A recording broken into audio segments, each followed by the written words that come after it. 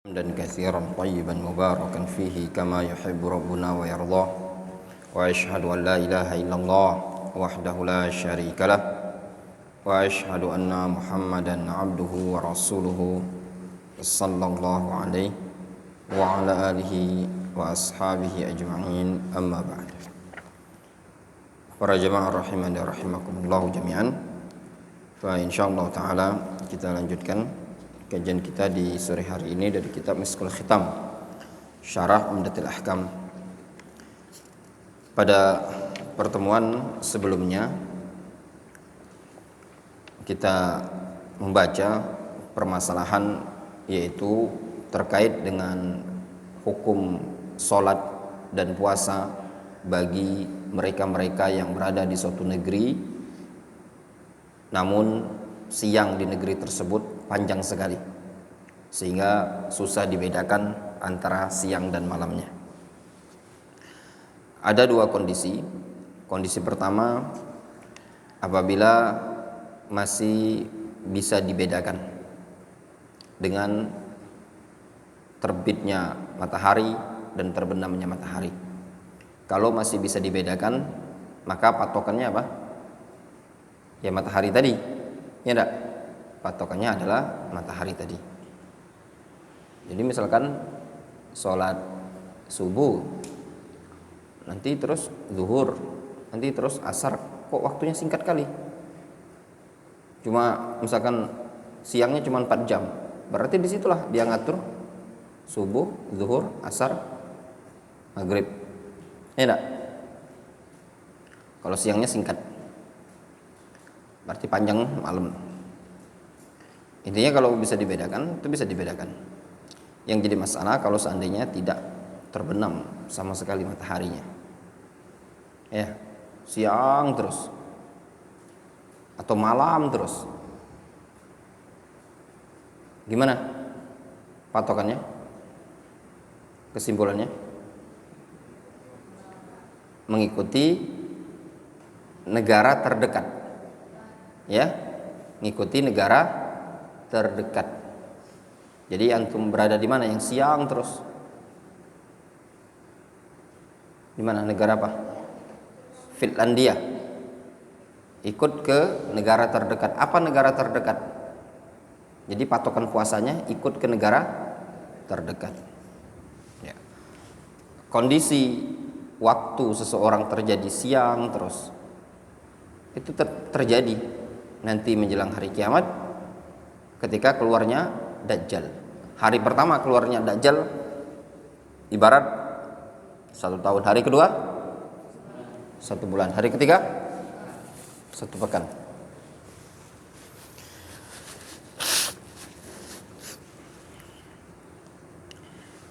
Kemudian penulis menyebutkan ya di buku ini, kata beliau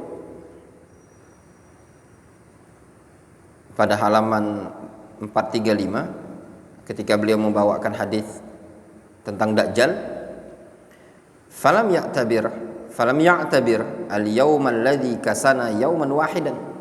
Di situ Nabi SAW tidak menganggap hari yang keluarnya Dajjal tersebut waktu 1 hari seperti 1 tahun tadi dianggap 1 hari, tidak. Ya, Rasul tidak menganggap ketika hari yang ibarat 1 tahun tadi diibaratkan cukup untuk sholat 5 waktu, 5 kali, tidak. Tapi harus ibaratnya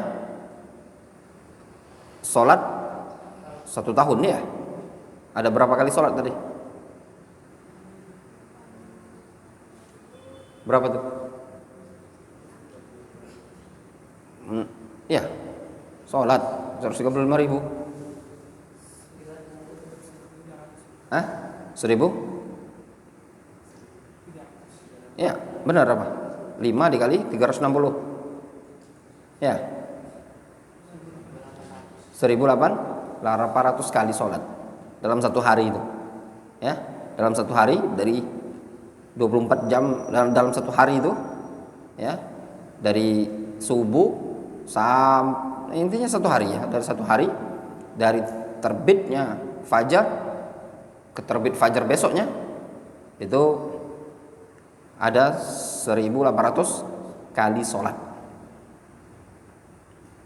Bal aujaba fi khamsa salawatin fi kulli 24 saat. Jadi maksudnya itu apa?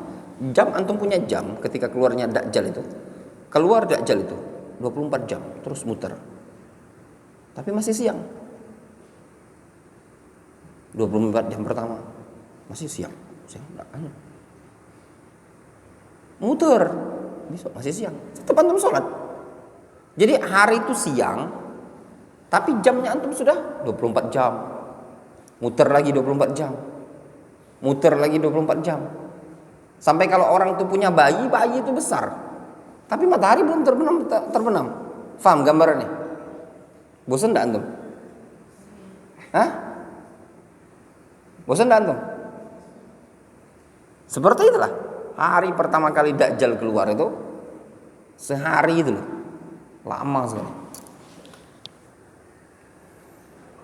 Wa amarahum ayyuwazzi'uha ala awqatiha. Nabi SAW memerintahkan apa? Untuk membagi sholat tadi pada waktu-waktunya. I'tibaran bil ab'ad az-zamaniyah. Dengan menjadikan patokan berdasarkan al-ab'ad az-zamaniyah. Arti al-ab'ad az-zamaniyah itu istilah ya, istilah untuk dimensi waktu, ya, dengan menjadikannya patokan berdasarkan dimensi waktu. Tadi Anda menerjemahkan apa? Jarak yang jauh atau waktu yang jauh, kurang tepat, ya. Jadi ada istilah al-bu'du. Intinya dimensi itu istilah ab'ad az-zamaniyah. Antum terjemahkan saja dimensi waktu dengan menjadikan patokannya sebagai ab'ad az-zamaniyah, dimensi waktu. Allati baina awqatiha fil yaum al-adi fi biladihim, yaitu dimensi waktu yang antara waktu-waktu tersebut di hari biasanya pada negeri mereka masing-masing. Berapa sih dimensi waktu yang ada di hari Indonesia ini kan? Kalau dimensi waktunya kan perkiraan, misalkan kalau zuhur jam berapa, asar jam berapa, maghrib jam berapa. Jadi berdasarkan itu tadi, negara masing-masing kan beda-beda. Jadi ketika Dajjal itu keluar, ya, mengitari bumi ini selama 40 hari, kan beda-beda. Nanti antum yang berada di Indonesia perkirakan saja. Jangan tuh kalau wilayah Palembang ini normalnya jam berapa? Kalau zuhur jam 12, 10 menit, 12 seperempat. Kalau asar jam setengah 4, gitu ya. Difahami? Jadi kalau sholat zuhur anggaplah sekitar jam 1. Kalau asar anggaplah sekitar jam 4 misalkan. Maghrib setengah 7. Terus seperti itu. Ya. Kemudian hukmu ittikhadil munabbih lis-sahur. Apa hukum membuat pengingat waktu sahur? Munabbih itu artinya sejenis pemberitahuan, alat untuk memberitahu. Bisa dalam bentuk alarm, apalagi beduk, dum dum dum dum dum dum, apalagi biasanya. Hah? Apa hukum antum membuat alat atau sejenisnya untuk mengingatkan waktu sahur? Faham? An Zaid ibn Khalid, dari Zaid bin Khalid, qala Rasulullah SAW. Rasulullah SAW mengatakan, la tasubbudik, jangan kalian celah ayam jago. Fa innahu yuqidhu lis-shalah, karena ayam itu bangunkan untuk sholat. Ya, ayam itu bangunkan untuk sholat. Akhrajahu Abu Daud wa Ahmad wa sanaduhu sahih. Ya, diriwayatkan oleh Abu Daud dan Ahmad dengan sanad yang sahih. Wa huwa fi sahihil musnad. Ini hadis ada dalam sahih musnad. Qala Syekh Ibnu Utsaimin, Sahihul Musnad itu karya Syekh Muqbil. Syekh Ibnu Utsaimin mengatakan fi syarhil hadis, pada syarah hadis ini, wa fi hadzal hadis dalilun ala annahu yanbaghi lil insan ayyattakhidha ma yuqidhuhu lis-shalah. Lihat tuh, kata Syekh Ibnu Utsaimin, ini hadis dalil yang menunjukkan selayaknya seseorang itu membuat sesuatu yang bisa membangunkan dia untuk sholat. Jadi antum buat alat untuk bisa bangun sholat malam, apa namanya, jam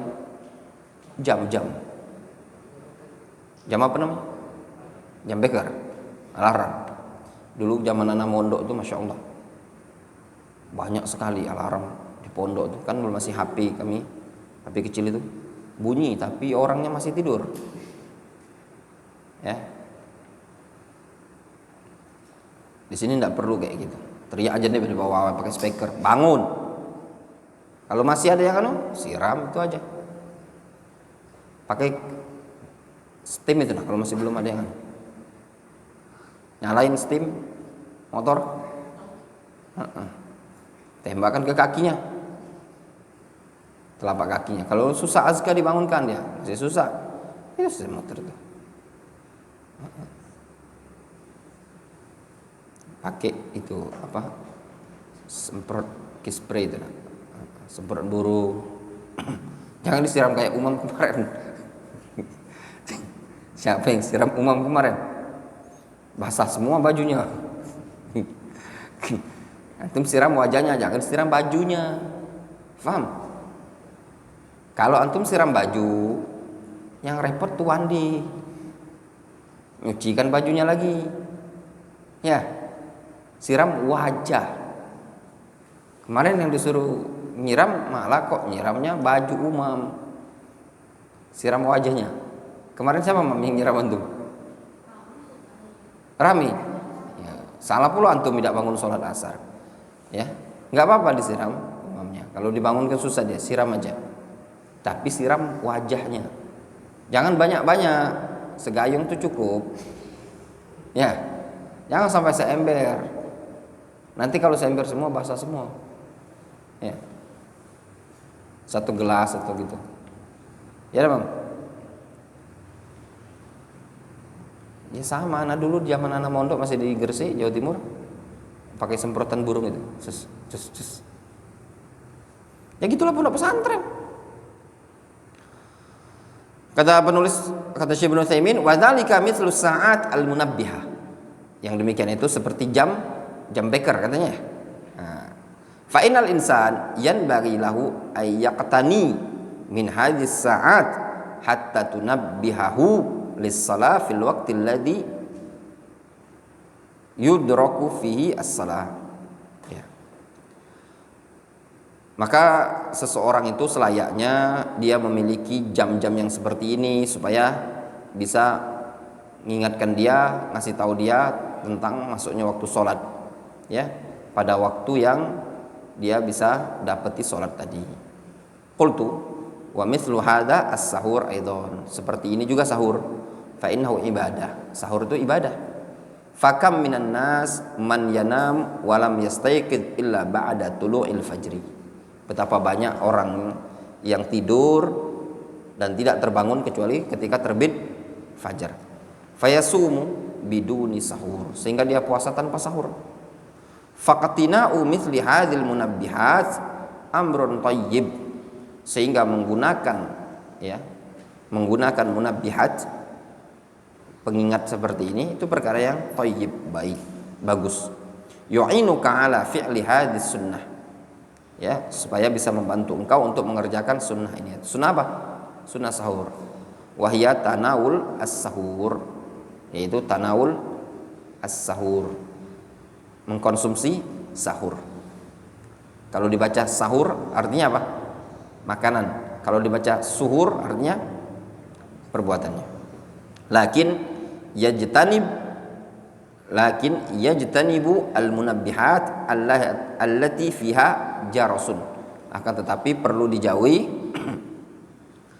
jam-jam beker yang ada lonceng, suaranya suara lonceng. Ya enggak?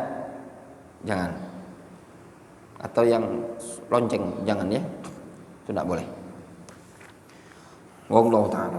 Mungkin cukup dulu sampai di sini ya. Untuk murojaah ya, murojaah. Tidak usah kemana-mana, murojaah ngaji di masjid. Ya, naktafi bihadzal qadar.